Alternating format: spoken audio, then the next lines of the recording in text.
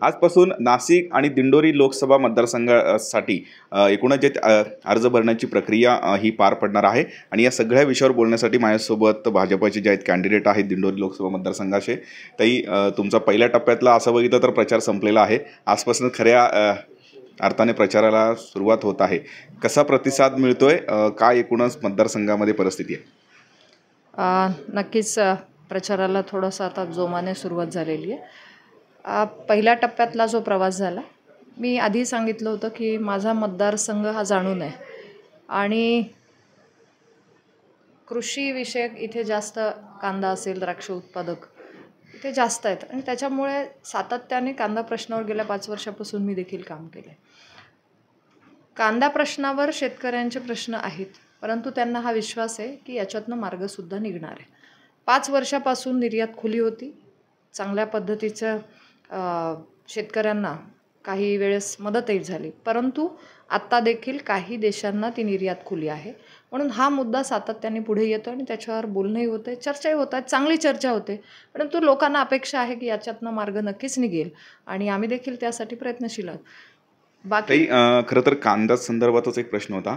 मागे याच प्रश्नासंदर्भात काही व्हिडिओसुद्धा व्हायरल झालेला आहे. आपण एका ग्रामीण भागामध्ये प्रचार करण्यासाठी गेला असताना तिथे आपल्याला लोकांनी जे ते अडवलं, नेमकं ते गाव कुठलं होतं? कारण त्या व्हिडिओ संदर्भात वेगवेगळे जे आहेत ते चर्चा रंगत आहेत. नाही, मला अजून तरी कुठल्याही गावात अडवलेलं नाही. मी सुरगाणा भागात प्रचार करत होते. मी खूप इंटिरियरला गेली होती. मनखेड नावाचं गाव आहे. साहजिक आहे तिथे अशी कामं पोचली आहेत. मोदींनी तिथपर्यंत असा रस्ता पोचवला आहे जो 30 वर्षापासून झालेला नव्हता. त्यामुळे साहजिक आहे विरोधकांचा तिथे रोष आहे. मोदींनी तिथे 1.5 कोटींची पाण्याची योजना जलजीवन मिशनमधून पोचवली, त्याच्यामुळे साहजिक आहे विरोधकांचा तिथे रोष होता. मोदीजींनी तिथे राशन ट्रान्सपरन्सी बेसवर घराघरात पोचवले, साहजिक आहे विरोधकांचा तिथे रोष होता. पण मला असं वाटतं विरोधकांकडे बोलायला काही नाही आहे, म्हणून कुठेतरी बातमी करायची आणि मग तो रोष व्यक्त करायचा. परंतु आम्ही जेव्हा त्यांच्याशी बोलत होतो की तुमची अडचण काय, तेव्हा मात्र ते बोलू शकले नाही आणि चित्र निर्माण केलं की बघा आम्ही उमेदवाराला प्रश्न विचारतोय. परंतु त्यांनी हे मान्य केलं की 30 वर्षापासूनचा रस्ता झाला. आज मनखेडसारख्या गावात 10 कोटींची कामं पहिल्यांदा त्या तालुक्यामध्ये 70 वर्षापासून मला नाही वाटत 10-15 लाखाचं काम झालं असेल, आज 10 कोटी पोचत आहेत. तर मी आभारी आहे अशाही लोकांचे की जे विरोधक पण असतील पण आमचाही प्रचारात ते हातभार लावत आहेत. म्हणून मी अशा लोकांचं धन्यवादच देईल, कारण त्यांच्यामुळे कदाचित मनखेडच्या सगळ्या जनतेला आणि सुरगाण्याच्या जनतेला कळलं की आमच्या पण तालुक्यात 10 कोटींचा निधी आला आहे.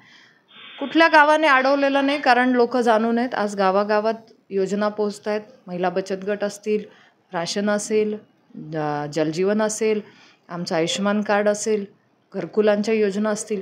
मला एक गाव दाखवा जिथे आमची एकही योजना पोचली नाही, परंतु असं काही कुठलं गाव नाही आहे. ताई, अजून एक मुद्दा आहे. खरं तर कांद्याचा प्रश्न आहेच. त्याच पद्धतीने चौरंगी लढत ही दिंडोरी लोकसभा मतदारसंघामध्ये होईल अशी एक परिस्थिती आहे. कारण वंचितने उमेदवार दिलेला आहे, त्यानंतर कम्युनिस्ट पक्षाचे JP गावित लढत आहेत आणि महाविकास आघाडी महायुती असे 4 पक्षाचे कॅन्डिडेट आहेत. मार्क्सवादी कम्युनिस्ट पक्षाच्या प्रामुख्याने आपल्याला फायदा होईल असं विरोधकांचं एक म्हणणं आहे. आपण कसं बघताय? मला असं वाटतं की ही लोकशाही आहे आणि लोकशाहीमध्ये प्रत्येकाचं एक मत असतं, प्रत्येकाचा एक अधिकार असतो आणि त्या दृष्टीने पक्ष उभे असतात. इथेही तीच परिस्थिती आहे. इथेही तुम्ही जसं म्हणालात तसं वेगवेगळ्या पक्षाची उमेदवारी जाहीर होते. आता आजपासून सुरुवात पण झाली आहे फॉर्म भरायला. विरोधकांनी त्याचा विचार करण्यापेक्षा विरोधकांनी 60 वर्षात काय केलं याच्यावर ते बोलू शकत नाही आहे. विरोधक सांगू शकत नाही आहे की नाशिक जिल्ह्याला किती ठिकाणी वंचित ठेवलं गेलं आहे आणि विरोधकांकडे काही ठोस मुद्दे नाही आहेत. म्हणून विरोधकांनी फक्त काही बाबतीत कोणी उभं राहिलं का मग याचा त्याला फायदा होईल, त्याचा याला फायदा होईल. मला असं वाटतं की विरोधकांकडे मुद्दे नाही राहिलेले आहेत, ते भरकटून गेलेले आहेत. म्हणून रोज कुठला तरी वेगळ्याच मुद्द्यावर त्यांचं बोलणं असतं. कॉन्सन्ट्रेशन नाही आहे आणि कदाचित ती भीती असेल म्हणून वेगवेगळ्या मुद्द्यांवर ते रोज चर्चा वेगळी करतात. अखेरचा प्रश्न ताई, मागच्या वर्षीपेक्षा किती मतदान किंवा किती लीड आपल्याला मिळेल, म्हणजे विजयाची खात्री कितपत आहे? विजयाची खात्री तर नक्कीच आहे, कारण जनतेचा विश्वास मोदींवर आहे. आज भारताला ज्या जागतिक पातळीवर भारताचं चांगलं प्रतिनिधित्व किंवा एक सन्मान वाढवण्याचं काम केलं ते लोकांसमोर आहे.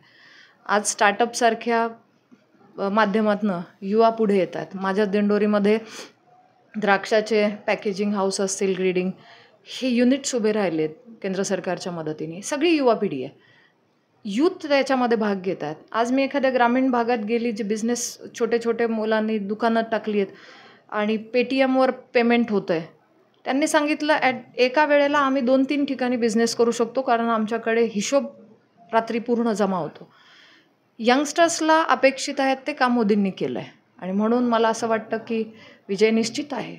आणि मी एवढंच म्हणेल आपल्या माध्यमातून की मागच्या वेळेसपेक्षा लीड जास्त असेलच, परंतु विरोधक ज्या पद्धतीने चुकीचं काही गोष्टी कांदा प्रश्नावर बोलत आहेत त्याचा मात्र माझ्या जनतेवर फार परिणाम होणार नाही, कारण त्यांना माहिती आहे 5 वर्षापासून आम्ही वेगवेगळे ऑप्शन जनतेसमोर ठेवलेत.